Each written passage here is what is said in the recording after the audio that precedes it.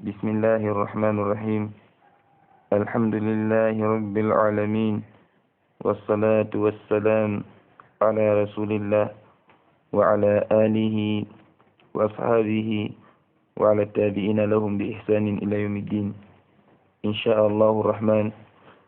Nous voulons poursuivre dans la lecture de notre titre Atfal Hawla al-Rasoul sallallahu alayhi wa sallam, les enfants autour du prophète alayhi salatu wassalam. Nous voulons poursuivre la lecture de la biographie de l'imam des Sahaba qui est Abdullah ibn Abbas. Après la rubrique tablant sur son adoration, sa dévotion, son ascétisme, un ascète est quelqu'un qui ne donne pas de considération à ce bas monde, qui ne fait pas de toute sa vie la quête de ce bas monde. Il sait que ses premiers parents étaient au paradis, Adam et Hawa, comme Allah leur a dit, Ya Adam, uskun anta wa zawjuka al-jannah. Habite ta femme et toi au paradis. Allah a dit, vous n'aurez jamais faim, vous n'aurez jamais soif. Ça c'est l'ikram au bayf. Allah les a honorés. Vous n'aurez jamais faim, vous n'aurez jamais soif, vous ne serez pas fatigué. Mais la veille, Shaitan est venu faire ce qu'il a fait, Iblis al-La'in. Nos parents se sont retrouvés dans ce monde. Notre souci majeur, c'est de rentrer au lieu d'origine de nos parents qui est le paradis. Sauf qu'Allah subhanahu wa ta'ala a assigné à chaque chose des causes. Si tu veux aller au paradis, il faut que tu œuvres les œuvres des gens du paradis. C'est pourquoi Allah dit dans le verset du Coran, وَتِلْكَ الْجَنَّةُ أُورِثْتُمُوهَا بِمَا كُنْتُمْ تَعْمَلُونَ. Tel est le paradis que vous avez hérité à cause des œuvres que vous avez avancées, jaza'an wifaqa, car récompense proportionnelle à l'effort fourni. Les Arabes disent al-jaza'u min jinsil amal, c'est-à-dire le salaire est de la même espèce que le travail. Abdullah ibn Abbas s'est donc démarqué par la dévotion et l'ascétisme. Il adorait abondamment Allah. Transitons, n'est-ce pas, c'est-à-dire pour cette nouvelle rubrique intitulée Ilmuhu bi-shi'r, sa connaissance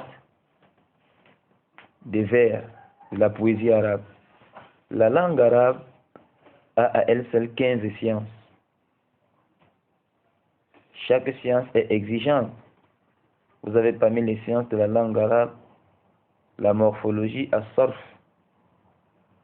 ilm al-mufradat, la science des vocabulaires, ilm al-tarakib, la science des agencements des mots, ilm al-nahu, la grammaire. Il y a tellement de sciences. Parmi les sciences de la langue arabe, il y a la poésie, al-shi'r. Le titre nous fait comprendre qu'Abdullah ibn Abbas connaissait aussi la poésie. Il dit Innahu lamin al-fudul an naqula inna ilm ibn Abbas radiyallahu anhuma lam yakun qasiran ala al-Qur'an wa ulumihi. Relève des paroles sans très grande importance, compte tenu du fait que ce soit palpable, évident, de rappeler que la connaissance d'Abdullah ibn Abbas ne se limitait pas seulement dans le Coran et ses sciences. Parce que le prophète sallallahu alayhi wa sallam, comme nous avons dit, a invoqué Allah pour lui. Allahumma allimhu al-kitab. Allah enseigne le livre d'Abdullah ibn Abbas. Donc, sa connaissance ne se limitait pas seulement au Coran et ses sciences. Wal-fiqh wa durubihi. Tout comme sa connaissance ne se limitait pas seulement à la jurisprudence de l'islam et ses dérivés. Wa-tarikh wa ayyamihi. Tout comme sa connaissance ne se limitait pas seulement à l'histoire et au mêlé des Arabes. Bal kana radiyallahu anhu aliman bi-shi'r wa shu'ara. Il maîtrisait aussi la poésie et les poètes. واللغة وأيام العرب. Tout comme il maîtrisait la langue arabe et les guerres des Arabes, les mêlées. حافظا لهم حاضر البديهة. Et il maîtrisait bien la civilisation arabe. رضي الله عنه.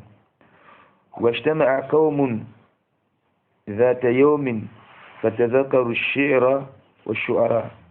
Un jour, les gens se sont rassemblés et se sont mis à évoquer la poésie et les poètes. وكان الخليفة عمر بن الخطاب رضي الله عنه من جلسائهم.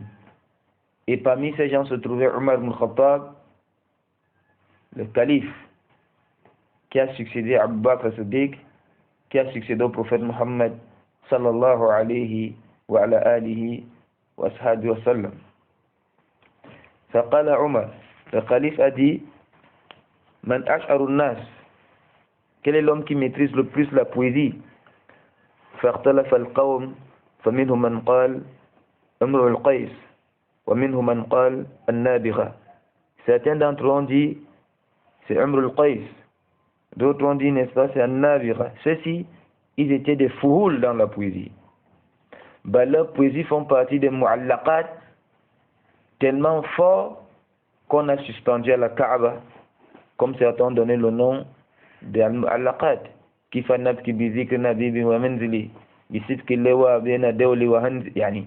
des gens terribles. Ils maîtrisaient vraiment la langue arabe. Donc certains disaient c'est Umr al-Qais, d'autres disaient c'est An-Nabigha. فدخل عبد الله بن عباس رضي الله عنهما. عبد الله بن عباس est entré parmi eux. فقال عمر قد جاءكم بجدتها وأعلم الناس بالشعر. Donc dès qu'Omar ibn Khattab a dit Abdullah ibn Abbas, il a dit celui qui maîtrise parfaitement le thème est arrivé. Il maîtrise la poésie. فقال عمر من أشعر الناس يا ابن عباس. Il a demandé qui maîtrise le plus la poésie. Abdullah ibn Abbas. قال ابن عباس, Abdullah ibn Abbas a dit أشعر الناس زهير ibn Abi Sulami. Il a donné une réponse différente des prédécesseurs. قال عمر أنشدني من شعره. Récite-nous une de ses poésies. À partir du moment où tu dis que c'est le meilleur en poésie, récite-nous quelque chose que tu connais de sa poésie. Il a dit لو كان يعقد فوق الشمس من كرم قوم بأجسامهم أو مجدهم قعدوا قوم أبوهم سنان حين ينسبهم تابوا وطاب من الأولاد ما ولدوا. Il a cité ces vers de poésie. Il a dit si les gens s'asseyaient au-dessus du soleil, min karam, tellement à cause de leur honneur. Parce que regardez, c'est ça la subtilité dans la poésie, c'est-à-dire on te figure des choses pour te rapprocher le sens. Quelqu'un te dit Ra'aytu asadan yaktub, j'ai vu un lion en train de diriger la prière de vendredi. Il n'est pas en train de parler du lion, l'animal, mais il est en train de parler d'un homme courageux. Donc c'est-à-dire le balagha, le adab, shi'r. On te rapproche, n'est-ce pas, c'est-à-dire des concepts pour te faire concevoir, comprendre ce qu'on veut dire. On te donne des figures, khayal, des choses étranges. Yani. On te dit karamuka kalbah, c'est-à-dire ta générosité comme le fleuve, comme la mer, comme l'océan. Pourquoi? L'océan est tellement large, comme celui qui est large dans son partage. Le balagha, وهكذا. فسبحان الله. على كل حال قال عمر بن الخطاب دي قاتل الله زهيرا يا ابن عباس لقد قال كلاما حسنا ما كان ينبغي أن يكون هذا الكلام إلا في أهل البيت لقرابتهم لرسول الله صلى الله عليه وسلم.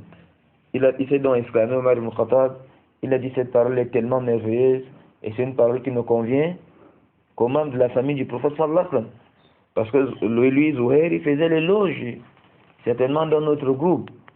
Mais il dit, Omar ibn Khattab donne son avis, et dit, si ça avait été destiné à la famille du prophète sallallahu alayhi wa sallam, ça aurait été, n'est-ce pas, c'est-à-dire meilleur, car c'est vraiment à eux que reviennent ces attributs, ou approximativement cette parole.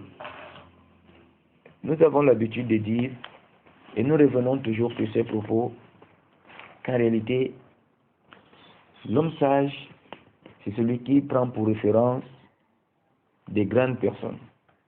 Ceux-là qui ont marqué le monde. Ceux-là qui ne sont pas quittés dans ce monde, sauf qu'ils ont fait tache d'huile.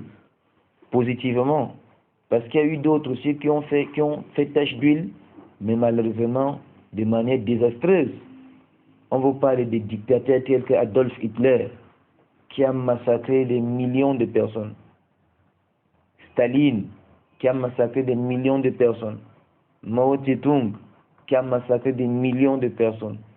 Ces dictateurs-là, Benito Mussolini ou Mahashba, ces Foujar al-Koufar, qui ont versé le sang humain sans aucun droit. Là, ce n'est pas de cela dont on parle. Ils étaient des grandes personnes pour d'autres, mais pour les gens intelligents, leur passage sur la terre n'a causé que de dommages. Nous parlons de ceux-là qui ont reformé, qui ont été des modèles, qui ont été des exemples. Il faut, n'est-ce pas, c'est-à-dire se référer à eux. C'est pourquoi même dans le Coran, Allah nous rapporte les peuples, les histoires des peuples antérieurs, les histoires des prophètes antérieurs. Et chacun de vous doit savoir que le Coran renferme les histoires de combien de prophètes? 25. Qu'Allah subhanahu wa ta'ala répartit ici et là. Lorsqu'il prend cette portion, il met là-bas, l'autre portion, il met là-bas, l'autre portion, il met là-bas. Quand on rassemble toutes ces portions, ça te donne une biographie plus ou moins générale de ce prophète. Allah parle des croyants des peuples antérieurs. Allah dit par exemple dans le verset du Coran, Innahum fityatun amanu bi rabbihim wa zidnahum huda. C'est l'histoire des jeunes qui ont cru à leur Seigneur et Allah leur a augmenté la guidée. Tout comme Allah parle des gens de mal, tels que Pharaon, Karun, Haman, Abu Lahab, les gens maudits. Pour qu'on fasse quoi? Pour qu'on se réfère à ceux qui ont été positifs, qu'on se réfère à ceux qui ont apporté un plus, et on s'inscrit en faux contre les fauteurs du désordre, pour qu'on évite d'imiter et de suivre leurs traces, de peur que ne nous arrive ce qui leur est arrivé comme humiliation et châtiment d'Allah Ta'ala Allah wa Taqaddas. Il faut se connaître ces gens de mal. Il faut connaître ce qu'ils ont fait. Pas pour les suivre, mais pour éviter, comme disait le poète arabe, Araftu sharra la li sharrin walakin li tawaqi. J'ai appris à connaître le mal, pas pour le simple plaisir de connaître le mal, mais pour en être préservé, car celui qui ne peut pas distinguer le mal du bien va toujours tomber dans le mal. C'est pourquoi Huzaifa ibn Yaman, sahabiyun jalil, il dit kana an-nas yas'aluna Rasulallah sallallahu alayhi wa ala alihi wa sahbihi wa sallam wa kuntu as'aluhu an ash-sharr makhafatan an yudrikani. Pendant que les gens aimaient demander au messager d'Allah sur le bien, moi j'aimais demander au messager d'Allah sur le mal, de peur que le mal n'arrive, je ne tombe dans le mal, parce que je ne connais pas que c'est mal. Quelle finesse, quelle intelligence, quelle perspicacité, quelle clairvoyance, quelle lumière, yani subhanallah al-azim. Ça c'était les compagnons du prophète sallallahu alayhi wa sallam. Huzaifa ibn Yaman est parmi eux. Il dit pendant que les autres aimaient connaître le bien, si je lave les assiettes de maman, je balaye la cour de la mosquée, je mets une brique à tel endroit, je fais ceci. Moi, j'aimais demander sur le mal. De peur que le mal n'arrive et je tombe dans ce mal parce que je ne connais pas que c'est mal.